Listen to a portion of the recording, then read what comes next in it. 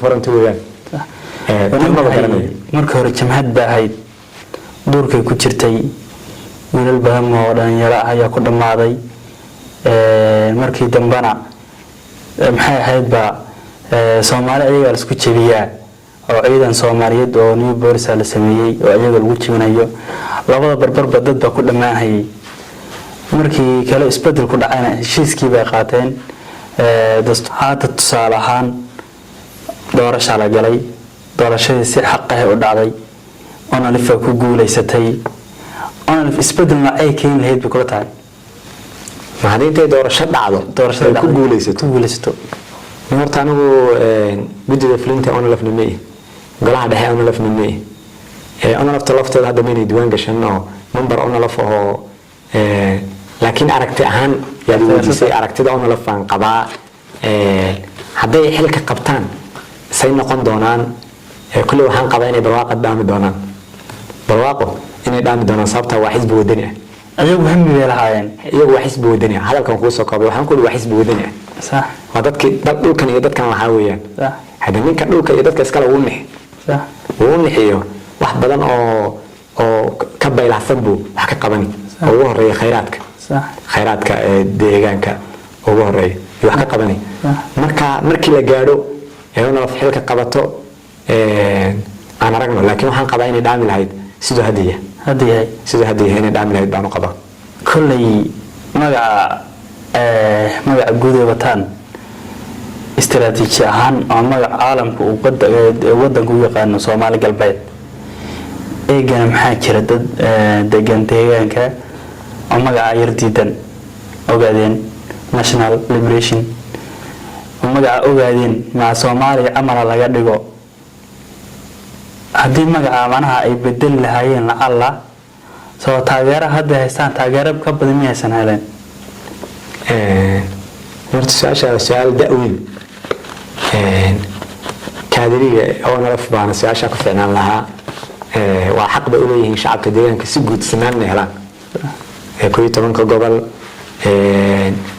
magaalooyinku inay sinaan helaan wax sinoo inay helaan oo wax ku wada qanacsan yihiin laakiin waxaan qabaa aniga ahaan aragtidayda inuusan magacan dhib weyn ahayn haddii aan ogolaanay magacii la dhihi jiray inuu maamulka u sareeyo ahaado EBRDF oo ina xukumo aan ku qanacsanayn EBRDF haddii aan ku qanacnay TPLF magac guud baa EBRDF xisbi waha صح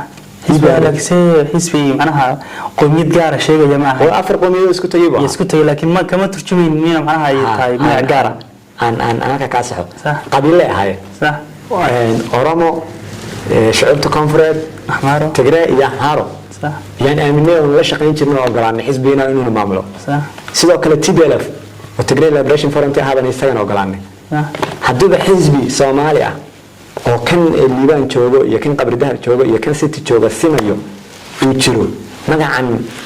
wax gaar ka ah ku ah oo weyn ma jiro waxaan u maleynayaa magacan waa sumad neef lagu raadinayo haddii la helana ama wax la isku garto oo lagu bedelo la arkana inay onolaf aysan ku dheganayn magacan baan u arkaa markaa taas kulli waxaa fiicnaan lahaa jawaabtaasi kaadirka iyo xubnaha onolaf iyo golaha dhexe iyo guddiga fulinta su'aasha falanqayn badan oo hayo laakiin waxaan arkaa insan culays badan shacabka deegaankana kuma oo anigu city dhalinyarada arkay faafan arkay dhammaan gobolada deegaanka arkay cid dadka wala siyaasadeeya mooyeen cid leh anagu magacaas aan diidanahay meel soo istaagtay wariga ma artay ama shir intay galaan leh anagu magacaas aan diidanahay beel intay shir gashay ama magacaas aan diidanahay lama arag marka cid beesha diidana markaasi iyona la faas ka qancin doonto لكن حزبه وحزب كلمة شعبك ولا يمد شعبك ولا شقين دون شعبك وانا كل بورنا يعني ده يرضى أي حزبية ده إن دفرنا كوا الأركان يعني هل ما يلون عرقهم عبد الساق نواياهن وقتها وحبر شدة أنك وحبر شدة هذه معلن النواد هيد ولو حتى معاملتك سرعة صامرتي وحبر شدة سنة هندم waxaan moodaa in aad u leeyato sababtoo ah Itoobiya dhan hadda la tomaadkii 3% waxaan dhammayn yaa baasay deegaanka marka la sii fiiriyana 0.0.1 ku noqon marmaan 0.003 3 malyowga mu noqonayaa ardayda baastay marka ma isma wadii waxba ardayda baastay marka ma aho dhammaantood ardayda deegaanka way daateen bay ka dhigan tahay tobnaadka maxaa sababay tayo xumida xagee ka timid ma dhanka macallimiinta ma dhanka waalidka ma dhanka ardayda maxaan jirin iskoola tayo leh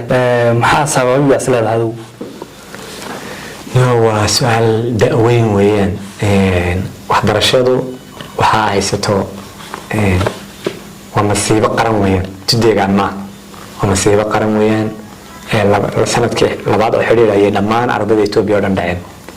deegaanka Soomaalida ardaydaas Itoobiya uu la mid yahay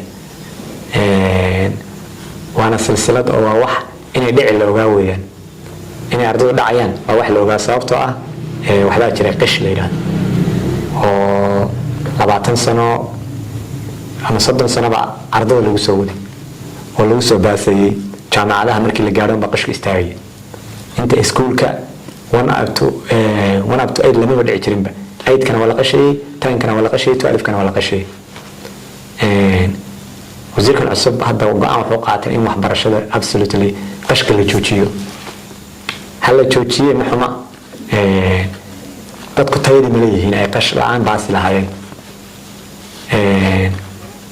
malaha tayada ma laha oo tayadaasi muddo 5 sano 6 sano 7 sano dadaal badan input badan markii la geliyo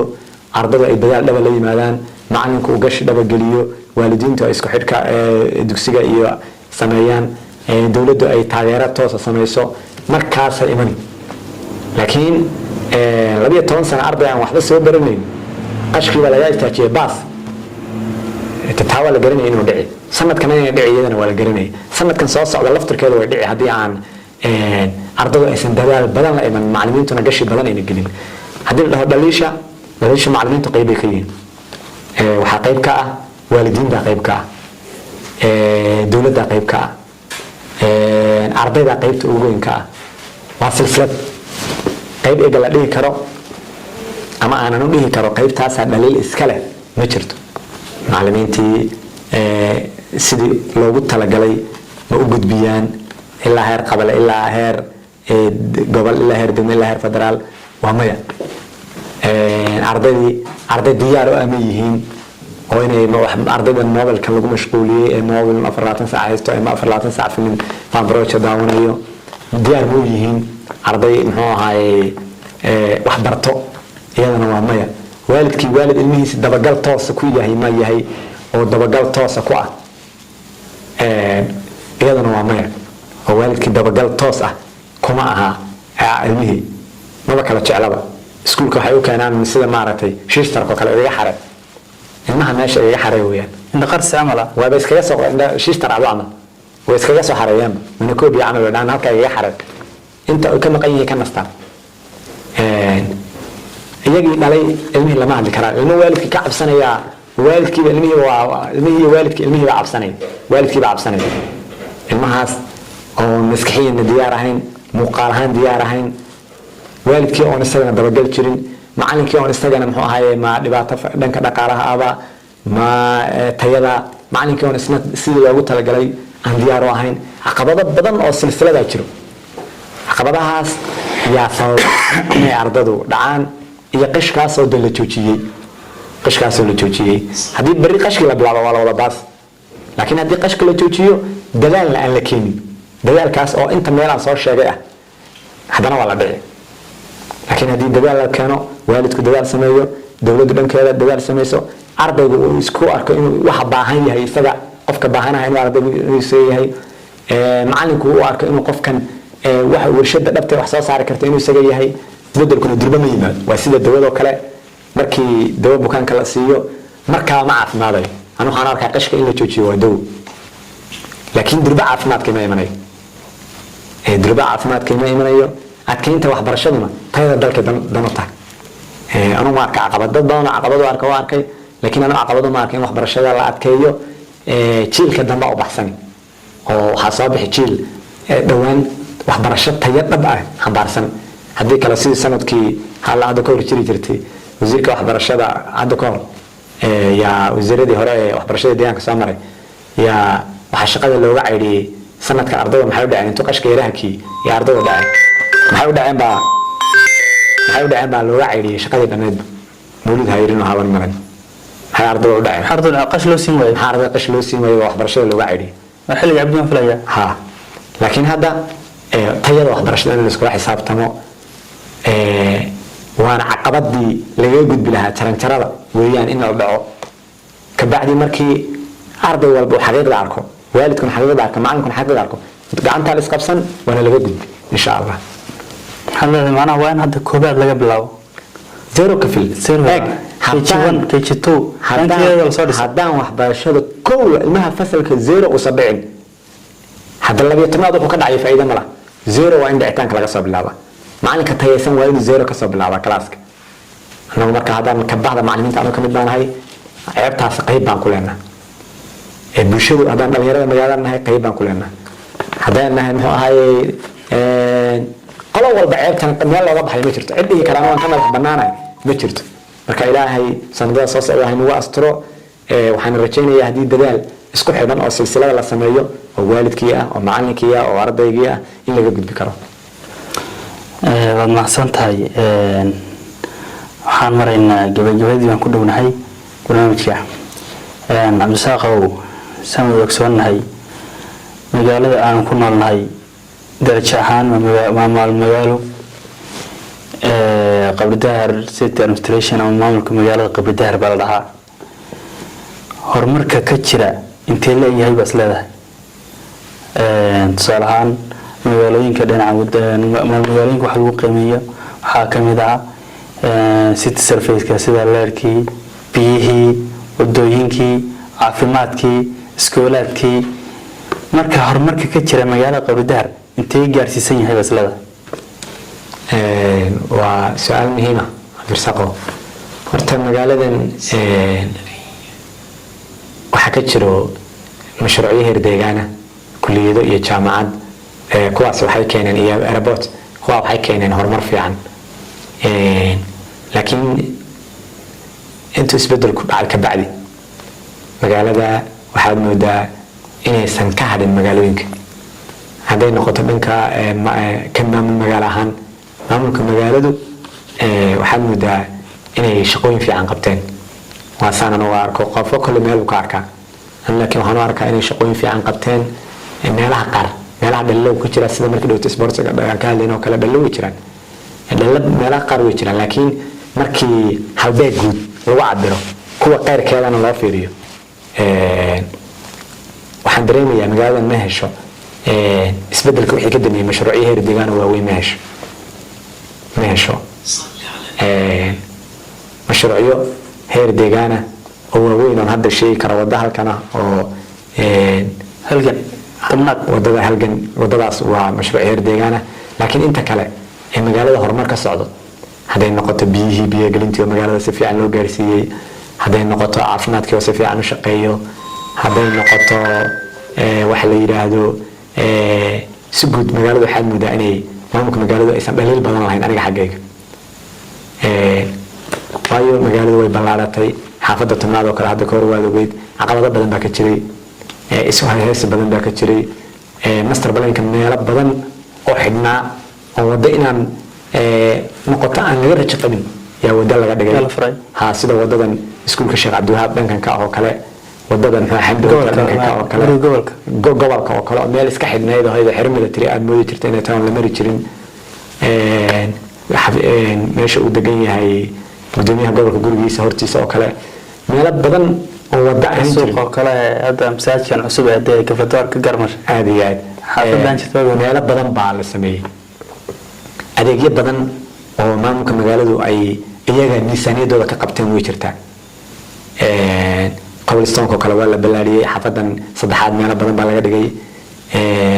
markaan waxaan arkaa in maamulka magaaladu aysan dhaliil badan ku lahayn marka la barbar dhigo kuwa iyaga qaarkooda laakiin dhaliisha jirta waxa weeyaan mashruuc heer deegaan oo waaweyn sida goday loogu qabto ama dhagax buur loogu qabto ama jigjigo loogu qabto yaan lagu qaban waxaa sababay marka wallahi sababtaasi waxaan u malaynayaa waxaa jira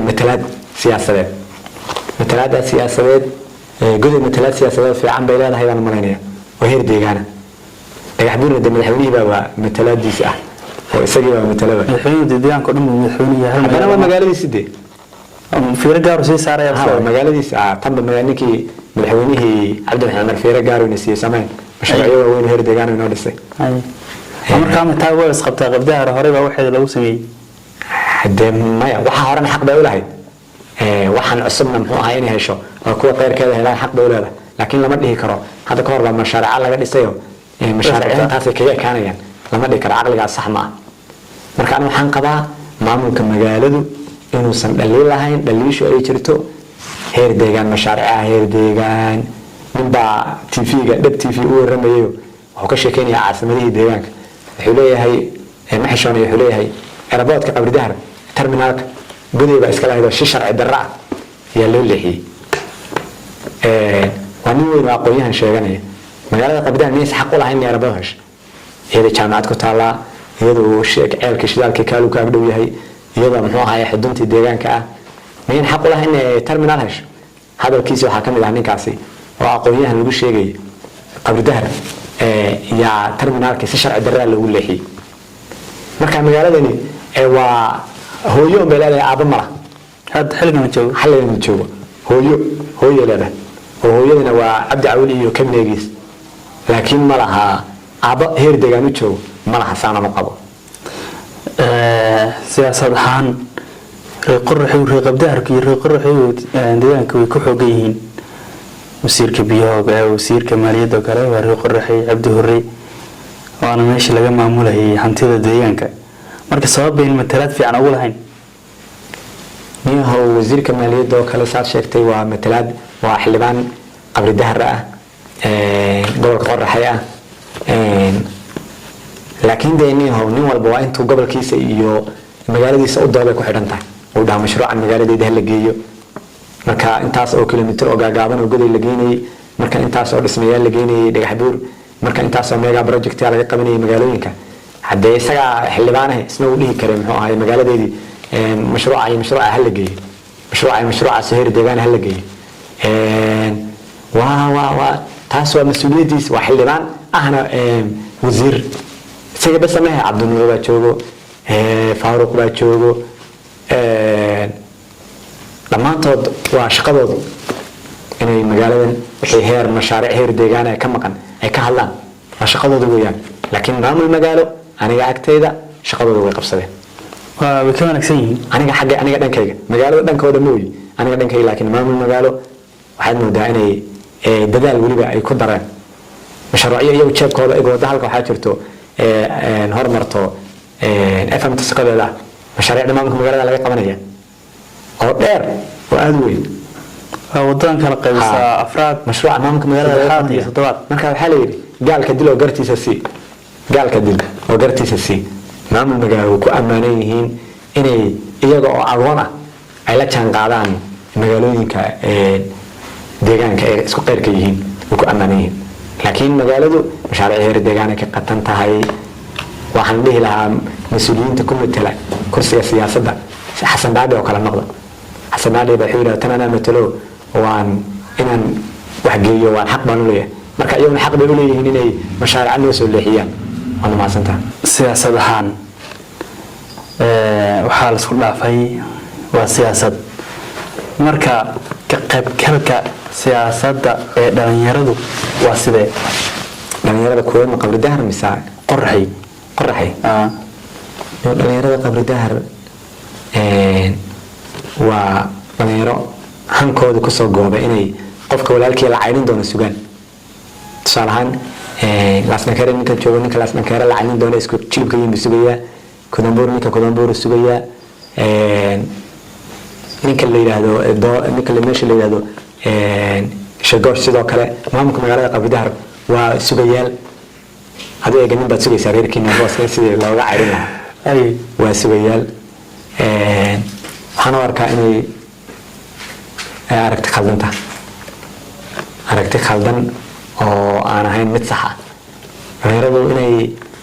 noloshooda kusoo koobaan mushaar amaba haddii aad aragti kala qaadato ama aad aragti xisbi oo kala qaadato mushaarka lagaa jaray maaha mushaarka lagaa jaray inay fikirkooda kusoo koobaan ma ahan ay mushaarku waa ilaahay baa kuu qoray dowlad kuma qorin waa irsaaqadan waxaad cuni lahayd weeyaan waxaad cuni lahayd ilaahay baa kuu qoray dhalinyaradan waxaan dhihi lahaa in mas-uula yaa waxaad arkaysaa aragtidiisa siyaasigu dhiibanaya ama khalad ha ahaato ama sax ha ahaato isagoon akhrininba wuxuu soo qoray eg mas-uulku wuxuu soo qoray muna akhrin boostigiisi muna akhrin wuxuu sii dhahayaa maa insha allah mas-uul waa saxsanta maba akhrininba tusaale ahaan mid ka mid a wasiirada heer deegaan ama xubnaha heer maamul magaalo nagu matalaa bartiisa facebookiisa wax kusoo qori intuu isleeyahay hallo magacaabo darteed hallo magacaabo waa magacaabis hel qalbi kama ninka ma jecla ama ninka faaruq ma jecla ninka cabdi hore ma jecla ninka cabdi awil ma jecla intuu isleeyahay muxuu ahay hallo magacaabo iyo isagoon qoraalkiiba akhrinin yidhi ma insha allah wasiir maanta baad xaqiiqda ka hadashay wasiirku weli ma khaldama miyaa talo amsa maayarku ma khaldama miyaa waa maanta baad xaqiiqda ka hadashay weeyaan waxay ka dhigan tahay dhalinyarada hankooda inay kusoo kaabeen sugayaal xilkaa inay heli doonaan aan war loo hayn xilkii dee ku noqda la kara dhaxal ninbu ka sugayaa ninbu ka sugayaa maya aqoontu maxay ahayd ani waxaan ka sugayaa cabdilaal ninbu ka sugayaa ninbu ka sugayaa sidii muxuu ahaaye booska uga qaadan lahaa yaa aqoon cid raadinaysa ma jirtaba marka dhalinyaradu waxaan usoo jeedin lahaa horta mushaarka allaha bixiyo xilkan allaha bixiyo labadaba sabab alle ku timaadaa markaad dhahdo calanka onalaf markay kugu arkaan ay adoo facebookaga soo saaray yaa sida adoo gaalooya ku dhahayaan laa ilaha illallah maxamed maxaa dhacay inaad dambaabtaa lagu moodo haddaad cadaan isla sawirto qaar badan baa farooda kaala laaban oo dhalinyarada commentiga maalinkaad nin dowladda isla soo sawirto tusaalaan kuusoo qaadan haddii aad nin dowladda sawir la gasho oo laga yaabaaba inuusan sumcad badan ba bulshada ku dhex lahayn oo laga yaabaaba inuusan karti badan ba lahayn laakiin waa mas-uul dowladeed yaad sawir la geli waxaa laga yaabaa 200 oo ruux inay ku comment garayso waxaa laga dhadhaminayaa ninka agtiisa haddaad laakiin nin halgamaa ah taariikh ummadan u leh magac iyo sumcad tusaale ahaan cadaan hirmoogo oo kale ama cabdiraxmaan maade oo kale ama sheekh ibraahim dheere oo kale haddaad raggaa sawir la gasho waaba lagaa carri qaar ku salaami jiraa salaanta kaala leexan adigana waa iga leexan sabab maxaata hadda waa kalsooni la-aan sabab kalaa jirto waa kalsooni la-aanoo haddaan ninkaa la gasho sawir waa kalsooni la-aan haddaan ninkaa sawir la gasho haddaan haddaad sawir la gasho in mushaarki lagaa jaraa lagu moodi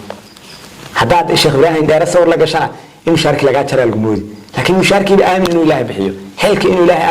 aamin inuu ilaahay bixiyo dhalinyaradii taa maaha maanta mas-uul ayna arkayn wuxuu soo qoro maasha allah waad saxsan tahay khalad iyo saxba maasha allah khalad iyo saxba waad saxsan tahay guriga garba mas-uulku wuu saxsan yahay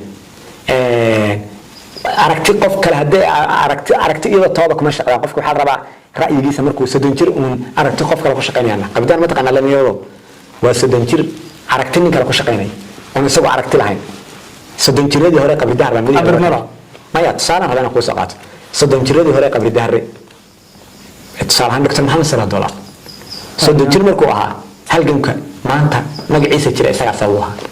maxamed ismaaciil oo kale waa dadkii magacaan qoray ee go'aana laf magaceeda qoray dadkan 30 jir haddaad wax ku qabsan weydo adoo 30 jir unbaad nin qeyrkaa fikirkiisa mooye adaa fikir lahayn maasha allah soo qori maasha allah dhaba waa hadal fiican maasha allah waa hadal fiican laakiin adigu fikri yeelo maasha allah laba dhaw adigu hal abuur la yeelo haddaad doonto fikir siyaasi ah keen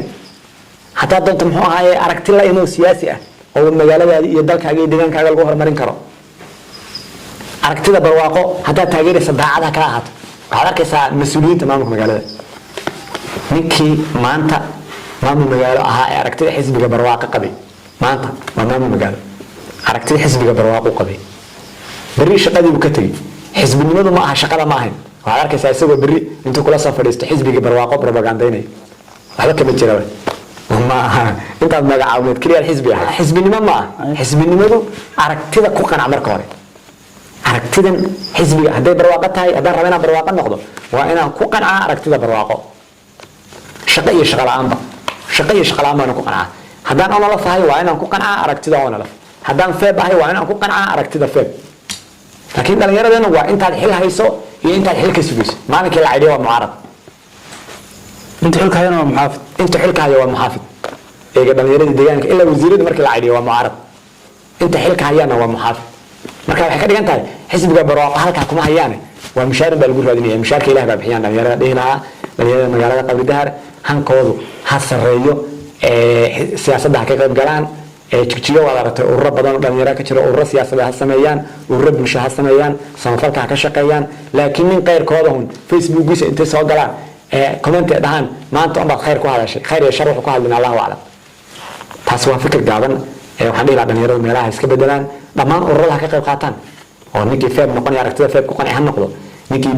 aragtida barwaaqo ku qanci ha noqdo ninkii aragtida muxuu ahaayay on laf ku qanci mushaarka laga joojin maayo waa xisbiyada dalka kamid ah oo nalaftaasi kamid noqon marmeenahay saasaan qaba aan soo gaarnay guntii iyo gabagabadii barnaamijkeenan waxaa marti noogu ahaa Cabdirasaaq Yuusuf kamid ah haldoorka dhalinyarada magaalada Qabri Dahar barnaamijkeenan oo ahaa barnaamijka haldoorka dhalinyarada intaas ayuu ku egyahay fadlan haddii aad nagu cusub tahay nagu soo biir subscribe-tana noo taabo sidoo kale furo gambaleelka si uu kuu soo gaaro video walba aan soo gelino sidoo kale haddii aad nagala socotay page-keena Cabdirasaaq Tayse iyo sidoo kale profile-keena Cabdirasaaq Tayse na soo raac waad ma santahay. Assalaamu calaykum waraxmatullaahi tacaala wabarakaatuh.